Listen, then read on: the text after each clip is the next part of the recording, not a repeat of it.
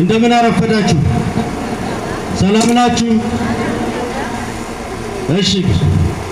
የተከበሩ የሀርቦ ከተማ ብልጽግና ፓርቲ ጽህፈት ቤት ኃላፊ፣ የተከበራችሁ የከተማችን አመራሮችና የቃሉ ወረዳ አመራሮች፣ የተከበራችሁ የከተማችን ሙስሊም ማህበረሰብና የመጅሊስ አመራሮች፣ እንዲሁም የተከበራችሁ የክርስትና እምነት ተከታዮችና የቤተ ክህነት አመራሮች፣ የተከበራችሁ የከተማችን የሀገር ሽማግሌዎችና ሰልፉን ለመታደም የተገኛችሁ የዙራ ቀበሌ አመራሮችና ህዝቦች፣ እንዲሁም የከተማችን የንግዱ ማህበረሰብ ወጣቶች፣ ሴቶች እንዲሁም መላው ማህበረሰብ በዛሬው ዕለት እንደዚህ በደመቀና በአማረ መልኩ እንድንገናኝ የተፈለገበት ዋናው ዓላማ ከሁለት